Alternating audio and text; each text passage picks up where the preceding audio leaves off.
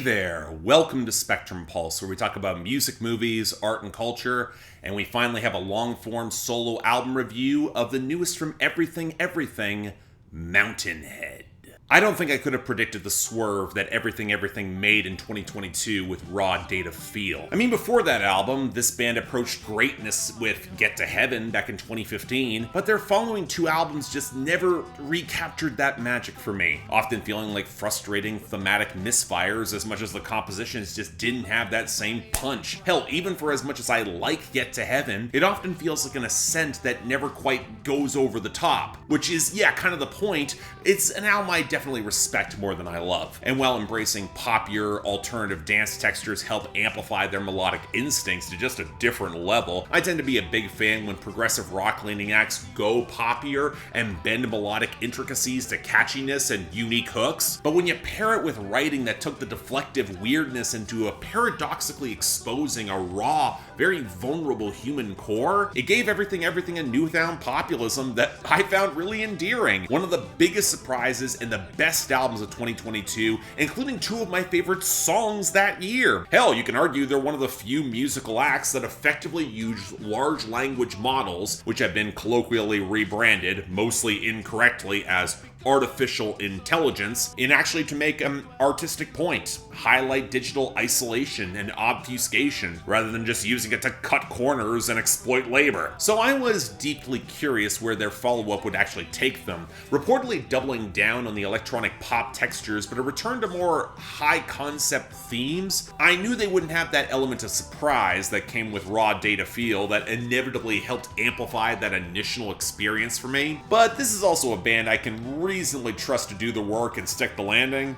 Was I right in that? Well, okay, the first observation is that, as I said, the album just does not have that element of surprise. Everything is still experimenting in this lane, but we know they can pull off this sound, and they feel a little bit more sure-footed and careful in the space. But that can actually translate to their advantage as well. And while Raw Data Feel could wind up a little scattered, almost meandering by design, Mountainhead is necessarily more focused and driving, pulling some of the bombast of previous Everything albums now into the picture, but importantly not sacrificing their populism in its wake. Now, some of this is helped along by a pretty universal choice of themes. I mean, it could almost feel a little obvious coming from Everything, but it's not simply a screed compared to records that I was a little cooler on, like Reanimator. There's an impressive amount of detail and nuance the more listens I gave it, and the more I was convinced that we really got something special here. It might not hit the steepest highs of Raw Data Feel,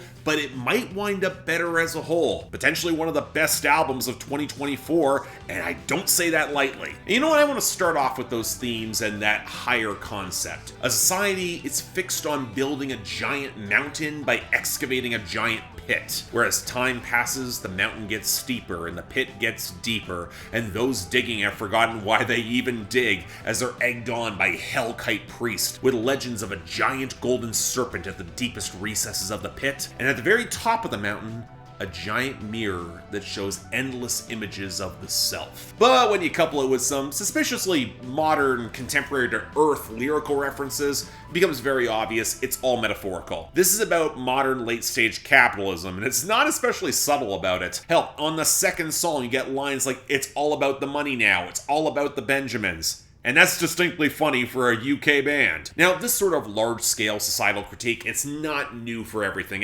In fact, at first glimpse, one might think the thematic arc behind Mountainhead might be a little too obvious, especially given modern times. Do we really need another album highlighting the hellish futility of the modern world and late-stage capitalism? Do they have anything really new to say? Well, funnily enough, I think they do. And it's first important to note the framing and the context here, because like on Raw Data Feel, Everything is trying to embrace a greater sense of populism and empathy, where not only did they speak on those who are trapped within the system feeling increasingly isolated, existentially drained even, but those who are attempting to break out of that system, and those who buy in, where the tragedy for them manifests in both those who fail and succeed in that system. And while there are expansions to some of the ideas on raw data feel, the isolation perpetuated by technology and social media to nobody's surprise, they take the smart route of highlighting how much of that is reflections of human nature being warped through those tools. It's less social media bad, machine bad, and more we don't know the full ramifications of everything that we've created. It's an escalating and individualizing factor in the bad hierarchy we're in. And while Everything touch on the pseudo-religious elements of this hierarchy, pretty common for them, how so much of capitalism is dependent really on good faith, again, not new.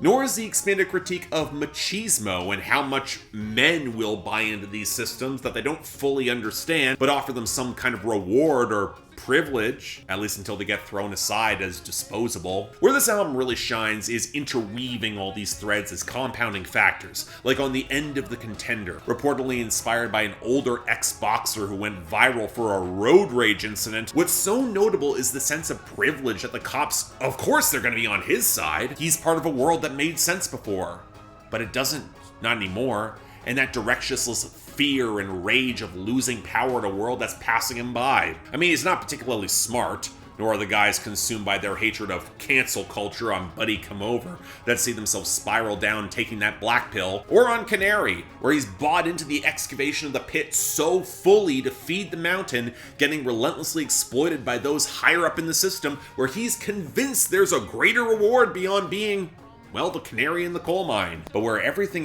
used to write about these guys with a lot of contempt, there's now this strange sense of empathy, or at least acknowledgement of the systemic factors that led and trapped them in this place. But these guys are not the sole focus, and that's smart.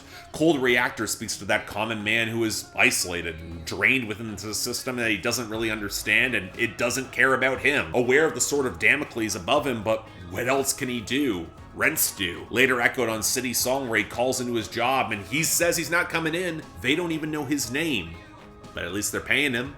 Maybe that's enough? And that lingering isolation also spills into a cut like Are You Happy? Where in order to feel anything, they're encouraged to keep digging, fuel the hierarchy, but don't get to the serpent at the deepest point. Representative of that raw human id that can be of solace when you're at the lowest point. Is a symbol that does a lot of work, serves a lot of purposes. For those buying into capitalism and feeding the grifters, it is the place where they can no longer be controlled, but also where those seeking escape or those to overthrow the hierarchy crave that wild emotionality. But it's a double-edged sword on its own. It's very telling that this album doesn't really indulge the revolutionary fantasy of tearing down the system.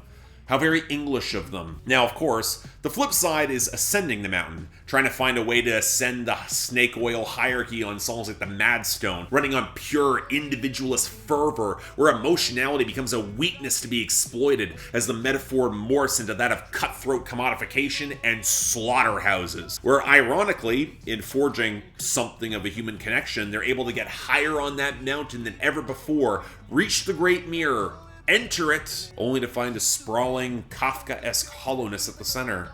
An aimless decadence where they can spend your money and still not be satisfied, showcased on effective detail on Your Money, My Summer. I mean, it's material pleasures, sure, but you're always at the risk of being dragged back, and nothing to fill that empty hole as you're lost in a hall of mirrors. And it's pretty bleak, but realistic. No matter where you fall within capitalism, especially late stage, while there are materially better places, the cost to get there will strip you of your humanity, and it doesn't really satisfy. The only place that tangible joy can seemingly be found is maybe other people, which is why the project ends on The Witness, where despite humanity's eminent and obvious failings within these systems, and the ineffable knowledge of all of it around you, there's still some desperate hope to keep going.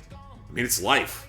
What else are you gonna do? So that's a lot. And true to Everything, the lyricism's tangled and frequently obtuse, and Jonathan Higgs's unique voice bends and soars across his register to sell all of it. Where for raw data feel, it worked to intensify that uncanny deflective vibe of that project here, it works to create that lingering feeling that something is fundamentally wrong inside that system, and we don't fit cleanly within that either. And yet, for as many oblique and strange turns, the impeccably balanced and groovy pop focus is still firmly on display. Although again, it seems like Everything are bringing more of their old stately touches to a number of songs here, like the huge stately plucked strings and overdub vocals of the Madstone, probably the most idiosyncratic hook of the entire album, and it's easily one of my favorites. Now this also comes with adding a little bit more tasteful reverb to amplify that uncanny, haunted negative space on songs like the keening Buddy Come Over, the echoing metallic loneliness of Are You Happy, or the hazy, borderline sophistopop atmospherics of City Song, that at least at first kind of felt like they were softening the band's edge even further. I mean, the extended buzzy solo that opens up Wild Guess, it never cracks quite as loudly as you would expect. It's not a great opener, and TV Dog feels a bit abbreviated, and the oily bounce of the End of the Contender is a little softer than maybe it should be, even if there it kind of works in context to play up the relative impotence of the Contender. But the infectious gift for hooks takes the echoing vocal fragments and coursing bass of Cold Reactor and balances it with the wells of analog synth for terrific melodic interplay, or the gurgle of synth breaks into ethereal swells and swampy bass against the borderline trap drum machines of Canary,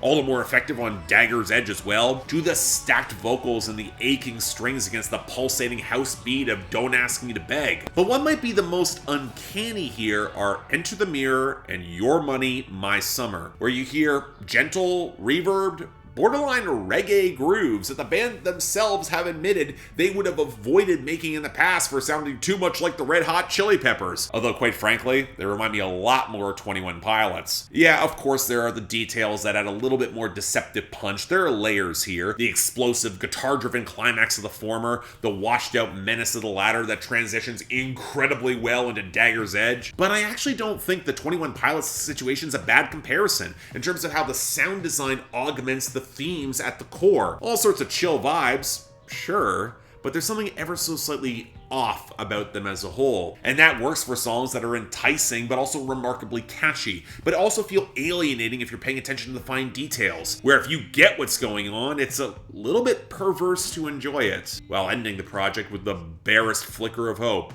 if that. But to bring it all together, if Raw Data Feel was the swerve and shot in the arm that Everything needed to really reinvigorate themselves, Mountainhead is them swinging for the absolute fences with it. A stunningly layered, colorful, idiosyncratic, and shockingly catchy project. I'll say it might be one of their best to date. I know for fans of Get to Heaven, it is a tough sell, although I would say you'll probably have more luck with this project in comparison with Get to Heaven, given some of the themes and even some of the callbacks, both lyrical and sonic. But again, this is really special. Like with any album from Everything, there is a bit of a barrier to entry when it comes to Higgs's voice and the uncanny vibe as a whole. I'd probably recommend Raw Data Feel first as the entry point for non-fans before this. But if you're looking for a smart, meaty album in 2024, this is a mountain worth climbing, and there's a lot more than just a mirror at the end. Please, check this out. So yeah, thanks a lot for watching. If you want to see more, please be sure to like, share, drop comments, and subscribe. Longtime Everything fans, I'm curious where y'all fall in this. I know I'm kind of in the exception that I like Raw Data Feel, and I like this album more, almost as much, if not more, than Get to Heaven, or some of their albums that came previously. But again, I'm curious what you find. Leave your comments down there below.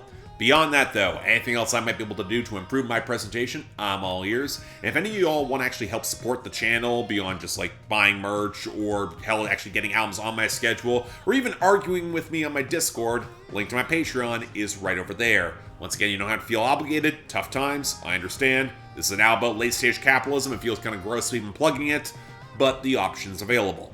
Till then, I'm Mark, you're watching Spectrum Pulse, and I'll see you next time.